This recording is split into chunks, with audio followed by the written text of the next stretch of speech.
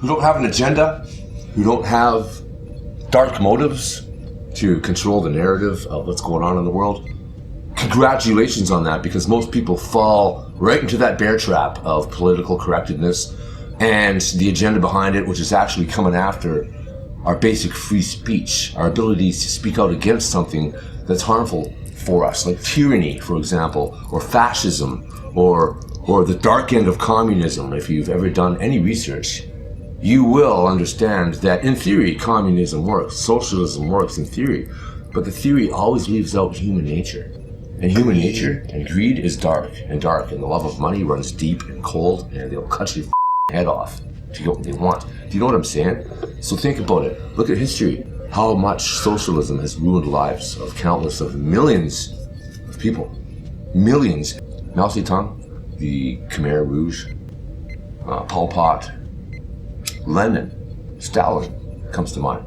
The siege at Leningrad, now called St. Petersburg. Like, when you've got an end result of piles of dead bodies from starvation carted to the town square to be dumped because nobody knows what to do with them, and then at night people coming out of the woodwork and carting them off in their own wheelbarrows to eat them, then you would understand the far-reaching consequences of implementing a system such as communism or fascism in your local zone of influence. Talk about it. I'll bring up some you don't want to hear. Okay, you might not want to hear some of the things I say because it goes so hard against your ingrained sense of what's going on in the world and what should be done about it, because you've been indoctrinated by not only 12 years of school, you've got a few years of college down as well. And all the colleges now are run by implementers of socialism and communism. Project Veritas just exposed a bunch of them. They're gonna, in their own words, gonna retrain all of you to not be Nazis. And by that, they mean hardcore communists who will employ fascist techniques and tactics to get what they want. In reality, the very thing that you profess to be against, you will be trained to become. And I say that out of caring for you people, out of a worried heart, because I see a lot of you around here and on the YouTube and everywhere else, they're about that age where you're just coming out of college and shit, and you're getting onto this dope game, and it's like, look around you. Things are not as they appear. Reality is way stranger than fiction. You gotta look a little deeper, look within yourself. Ask yourself what that underlying bad feeling is. You look around at the world.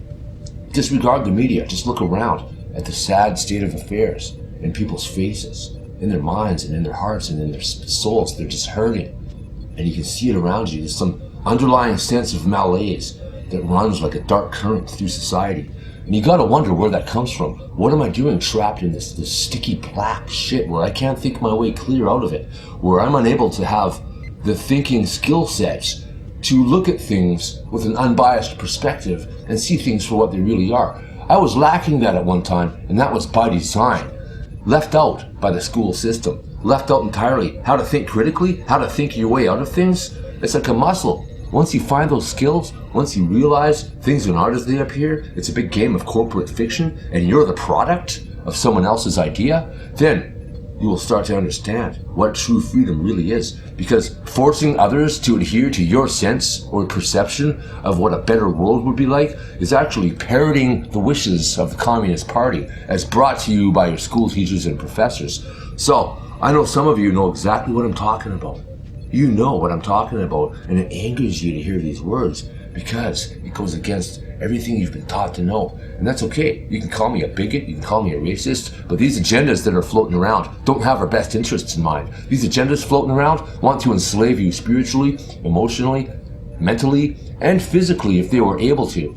And they're doing a really good job of that by confining us into little areas with limited access. They've red zoned a large area of land just north of here. You think you're going to get some power from these people? Think again. When they use you up and spit you out and kick you to the curb or throw you off the top of a roof, you're going to think again, aren't you? Think again now about things like taking away speech, banning words. Like when you talk about banning words, that infers there's going to be an enforcement mechanism to back that up. Now, when you say, I'm going to change the law and I'm going to get this word banned, what you're actually doing is calling upon the unjust use of force and violence to get your way. Because if you pass that as law, it is now enforced by law enforcement. Have you ever thought about that? Who's going to enforce the ban when someone actually uses a word that you don't like, even with no ill intent at all whatsoever? If someone uses the wrong word that's been banned, what's going to happen? People with guns and badges are going to show up at their door and threaten violence if they don't go with them to be locked in a metal box and processed through the criminal court system, from which they get a criminal record. They can't get a job, they can't cross the border, they can't do a whole bunch of stuff suddenly because somebody decided they were offended by a word and decided they were going to get on the bandwagon, pardon the pun, B-A-N-N-E-D, bandwagon,